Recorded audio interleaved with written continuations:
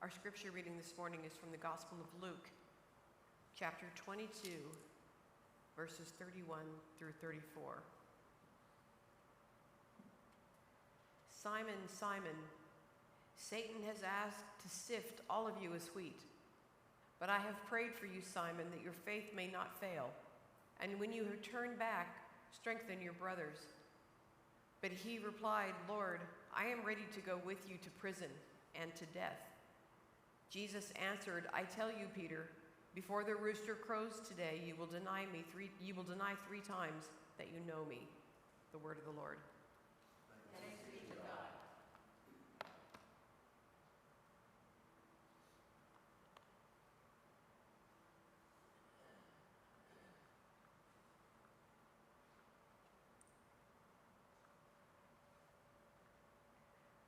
When I was in seminary, I was the student pastor of a small Presbyterian church nestled in the Pocono Mountains of eastern Pennsylvania. And I served that congregation for close to 2 years, and as you might expect, I grew very close to the people. But the person I was closest to was a woman named Betty, who had come to Pennsylvania with her daughter from her native West Virginia. And Betty was a little white-haired lady in her late 80s who was maybe 90 pounds soaking wet and always had her hair and makeup done, just every inch a picture-perfect old-school Southern lady. And her manners were so polished that she could put you in your place and you wouldn't even know you'd been reprimanded until she'd fired up her walker and was long gone. And the first time I preached in that church, she came up to me afterward and said, well, hello, Pastor Christie. My name is Betty Grace. Now, sugar, that was a real nice sermon. I'm sure it was. But, sugar, you just preach way too fast. You got to slow down, honey, because I can't listen that fast. And then she was gone. And to this day, I am aware of the speed at which I preach, in case anyone listening is unable to listen very fast. I used to go out and visit Betty quite often. She lived with her daughter and her son-in-law in a log house out in the country, and we would sit on the porch swing and drink sweet tea and talk, and she'd tell me stories about her life back in West Virginia, and sometimes we'd read the Bible together. Now, I am aware that this sounds like a deleted scene from Steel Magnolias, but I swear I am not making one word of this up. Anyway, Betty knew her Bible inside and out, and I didn't particularly enjoy it when she wanted to talk about biblical stuff because this old gal could run rings around me theologically, and she knew it. So one day we were talking about the disciples, about Jesus and the disciples, and Betty asked me who I thought found it easier to have faith in Jesus, the disciples in the first century who had no history of him to reference, but who had him right there with them physically and were living and working with him, or us, the disciples today, who have centuries of eyewitness history to draw from and years of Bible commentaries to study, but don't have the benefit of having him here with us physically. I said, I think it's harder for us. Betty said she thought it was harder for them. Now, you can think about which way you vote on that question because there really is no right or wrong answer. But after I worked on this sermon, I changed my vote. I now agree with Betty. And by the end, I think you'll see why. See if you agree with me. Now, as we continue through our Outrageous Faith sermon series, this morning we've come back to the Gospels after spending the last couple of weeks in the Old Testament, first with Samson and then with young David as he brought down the giant Goliath. Today we're looking at the first disciple called by Jesus, the one we see struggling with his faith so many times in the Gospels, and that, of course, is Peter. I had a little debate with myself at first about whether to even include Peter when we were making the list of Bible figures to feature in sermons about outrageous faith. That's how often we see him struggle or stumble or sometimes fall flat on his faith. But then I realized that those are the very reasons I had to include Peter, because no matter how many times he messed up, he just kept bouncing back. And because if we're being honest, as Betty pointed out, he was one of those who didn't have the benefit of hundreds of years of history to look back on to see how it was all going to turn out. Peter's faith was flying by the seat of his pants, and that is pretty outrageous. So let's talk about old Pete, shall we? So Peter was originally called Simon, or sometimes Simeon, which is really just a spelling discrepancy. He was a fisherman, as we know, along with his brother Andrew. And most likely he and Andrew knew James and John and their father Zebedee because they were all in the same business. And along the way, Jesus changes Simon's name to Peter, which we know means rock. Now, Peter holds the distinction of being the first disciple Jesus called. At least we assume that's the case because his is the first name on the list of disciples Jesus calls, and that's the way the story reads. And if you're anything like me, you would love to know why he was first. Was there something about him that stood out? Was he just the first one that Jesus happened to see? It doesn't appear to have been random. The more we read through the Gospels and the more we get to know Peter, the more it becomes evident that he is, in fact, the head disciple, the favorite. So it would seem highly likely that he was, in fact, the first one called. He's kind of the team captain. And obviously, that's where we see the first huge burst of outrageous faith from Peter. This man, this guy, this total stranger, comes walking up the beach, and he sees these two brothers, and they're casting out a net into the sea. And he calls out to them, and he asks them to follow him. And he tells them that if they do, he will show them how to fish for people. And according to the scriptures, Simon Peter says, yeah, okay, sounds good. Count us in. And off they go. And I'm sure that's true. I'm not doubting that in the least. I'm just saying that that's how we can definitely count Simon Peter's faith as outrageous. Because if I had been in that boat, I'm pretty sure I would have said something like, I'm sorry, what? Follow you where? To fish for people? Because, you know, I'm a fisherman, right? And that's my job. And also I can't sell people in the market. And also I don't know who you are. Who are you?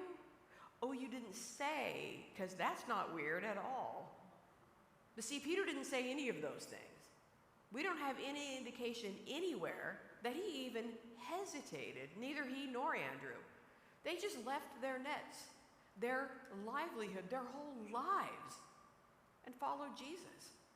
That is faith. That is outrageous faith. So before we can ever talk about any of the times we see Peter stumble or fall, we have to remember, first and foremost, that he was the first one to leave everything behind and follow Jesus. He paved the way for every follower of Jesus who came after. This is one of those things that hit me like a bolt of lightning this week. Think about that. He was the first Christian. I guess at some level I always knew that, but I never really thought about it in those words before. Peter was the first Christian. Well, he was Jewish. He was always Jewish. Christians weren't called Christians until later. But Peter was the first follower of Christ. He had no other Christians to look to talk with, to learn from. Yes, he had Jesus, but you got to remember how new all of this was to Peter. He was literally learning as he went. Now, Peter takes it on the chin a lot for the mistakes he made, for the times he messed up, for the times he fell on his faith. But the more I've read about him and studied him and preached on him, the more I've come to realize that those times are actually what makes Peter's faith so amazing. Let's take a look at 3 times that Peter stumbled in his faith, but bounced back like a champ, and how those times help shape the Christian life for us today. Let's start with the one we read about this morning, when Jesus correctly predicted that Peter would deny him 3 times before the rooster crowed. What we read this morning was just a short passage of a much bigger, very emotional scene. They've just observed the Passover and the Last Supper, and they're arguing amongst themselves in one of those random things that the disciples do about who among them is the greatest.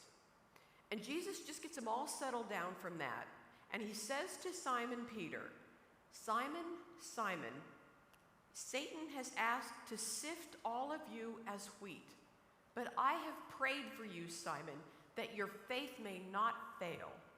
And when you have turned back, strengthen your brothers." Jesus is telling Simon Peter that there's a big old test of his faith coming up, not just for Peter, but for all of the disciples. When he says, "sift all of you as wheat," he's referencing the shaking process. I just realized I don't have to explain this in quite as much detail in Kansas as I do other places. That separates the wheat from the chaff.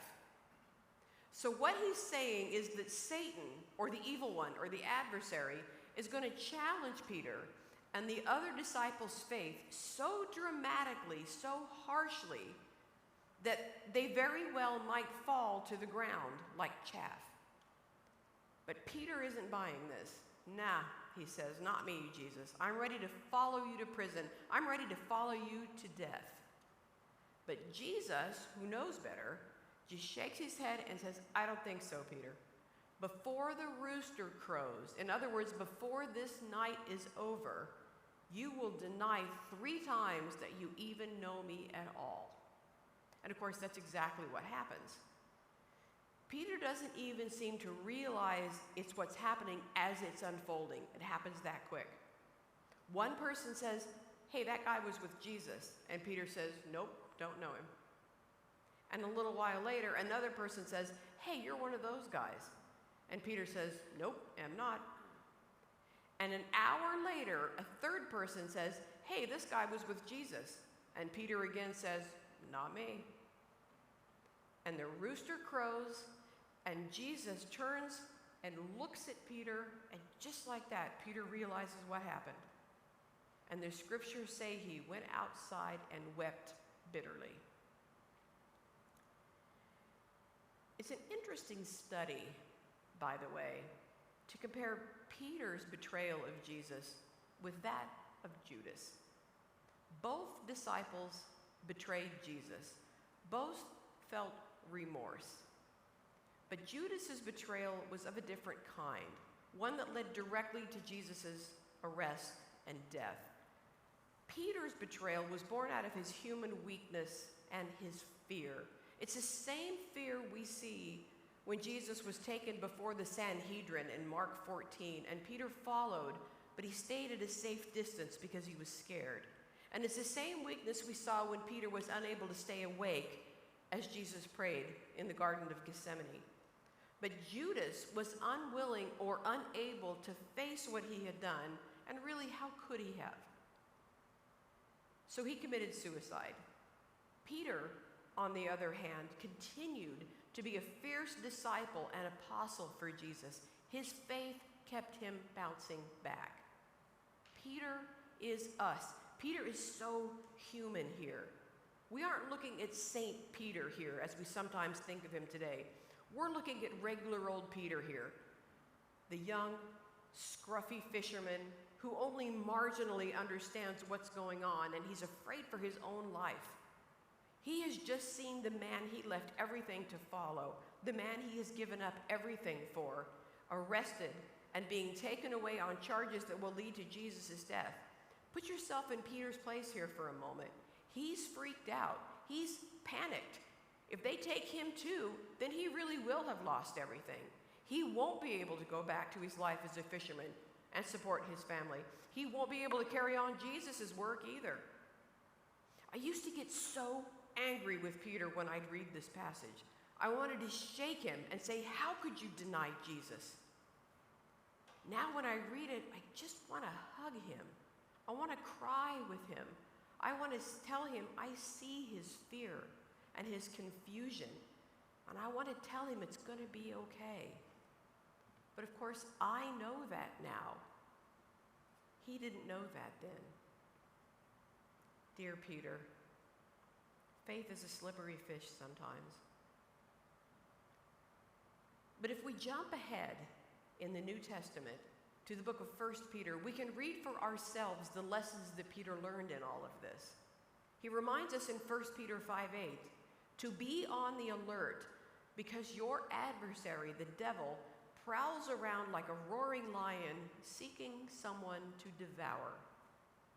Peter's weakness had caused him to be devoured momentarily as he denied Jesus because he hadn't been prepared through prayer and he underestimated his own weakness.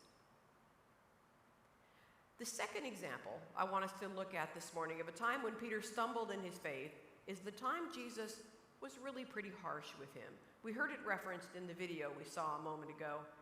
This is the get thee behind me, Satan moment between Jesus and Peter. This is recorded in both Matthew 16:23 and in Mark 8:33.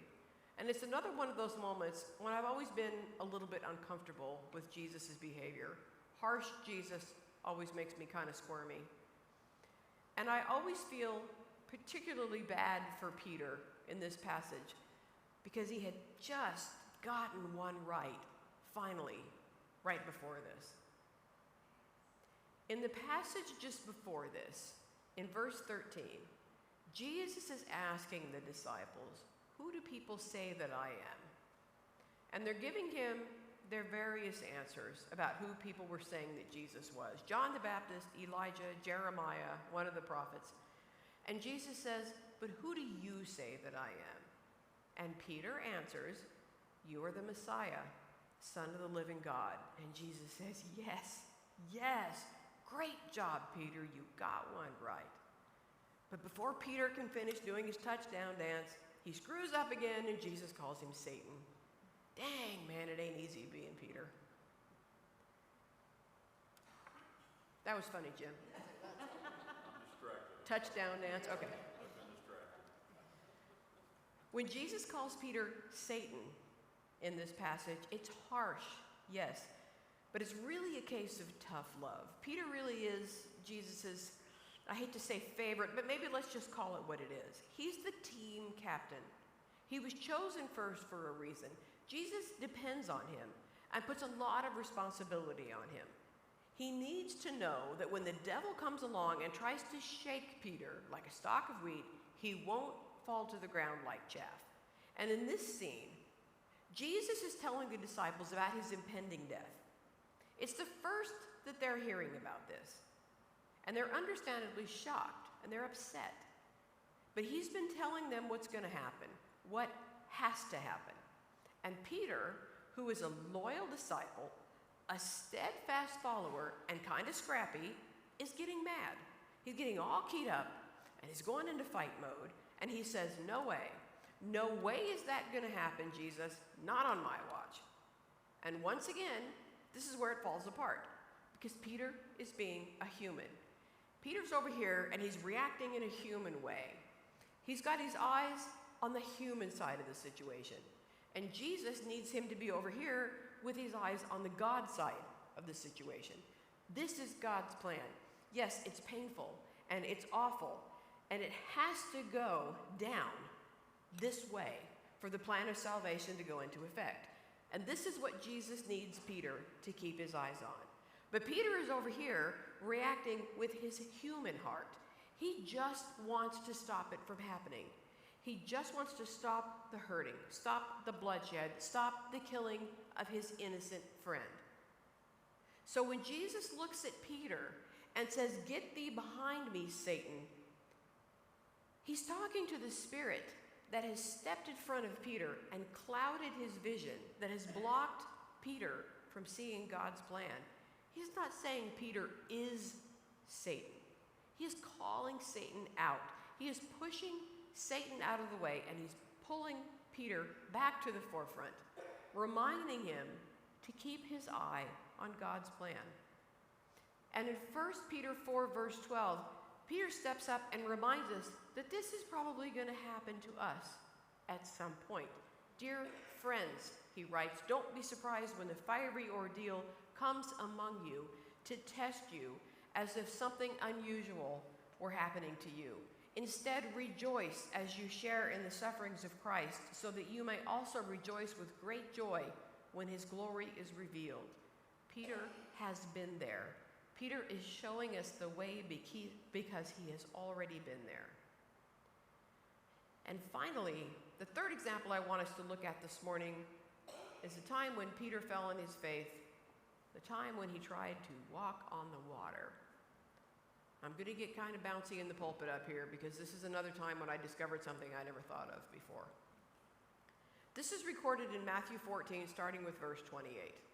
It starts with a scene we've witnessed before. The disciples are on a boat on the Sea of Galilee, which, as we're aware, is known for its sudden squalls. And another one has come whipping in, and the wind and the waves are battering the boat, and the disciples are doing their best to keep the boat upright. This is one of two Jesus walks on the water stories. This is just after the feeding of the 5,000, and he has sent the disciples across the Sea of Galilee, and he's gone up on the mountain to pray. And later he looks out and he sees that a storm has come up, and he walks out across the water toward their boat. And when they see him, they're terrified and they think it's a ghost, which of course they do. It's the middle of the night, in the middle of a storm, in the middle of the sea. And they know by now that Jesus is full of surprises, but they're probably still not expecting him to come strolling out there like he's just casually playing 18 holes on a Sunday afternoon. So here he comes, and they're freaking out, and he says, hey guys, calm down, it's okay, it's just me. And Peter, who is always enthusiastic and impulsive, if nothing else, says, if that's really you, Jesus, tell me to come to you on the water. And Jesus holds out his hand to Peter and just says, come. And Peter steps out of the boat and starts walking across the water to Jesus. But he only makes it a few steps before he notices the wind and the waves again, and he gets scared and he starts to sink. And he cries out, Lord, save me.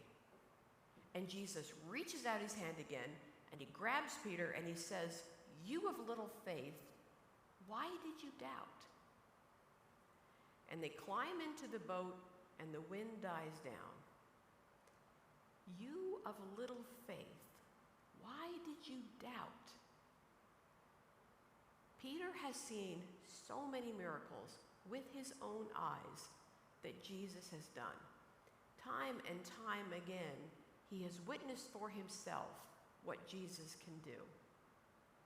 Literally, just hours before this, Peter saw Jesus take 5 small loaves of bread and 2 fish and feed more than 5,000 people. He himself helped pick up 12 baskets of leftovers. But when he saw the waves and wind and the water all around him, he got scared and he sank. Peter is us. Peter is all of us. We listen to other people give their testimony about how Jesus changed their lives, and we nod and we smile and we murmur amen when we witness the work that Jesus is doing in the world.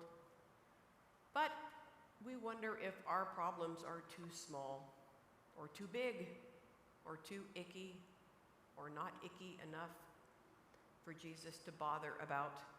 Or as my grandmother used to say, we don't feel like our prayers go any higher than our heads. In other words, we look at the waves. We look at the waves and not at Jesus. Jesus never told Peter how many steps he'd need to take once he stepped out of the boat. Jesus didn't still the waves first so that Peter wouldn't be afraid. Jesus didn't give Peter a little coaching first, didn't ask him if he was sure about this. Jesus didn't give Peter any more advance warning than he did the day he called him out of the boat to become a disciple. He just said, come.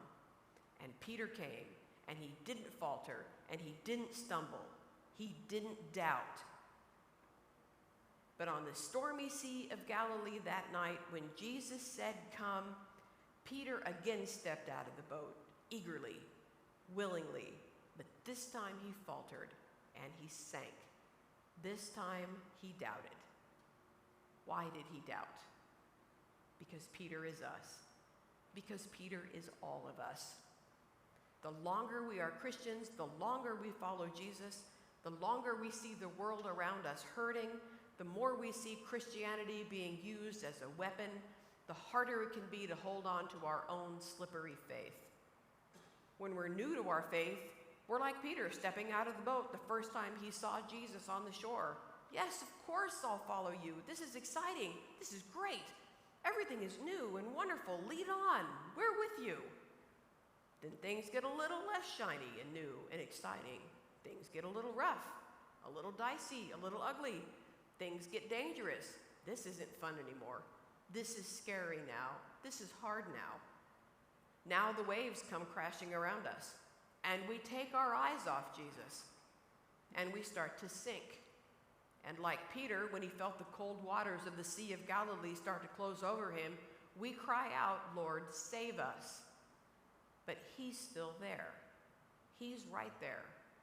It wasn't Jesus who looked away. But what we have to remember about Peter in this story, what we tend to forget when we read this passage, is that he was still the only one who got out of the boat. Because at the end of the day, Peter still had outrageous faith. Here's the thing. Faith is the most important thing we have. Faith is what keeps us going. Faith is what kept Jesus going through his earthly ministry, his trial, his death. Faith is what kept the disciples going after his ascension. Faith is what has kept every believer who came before us going.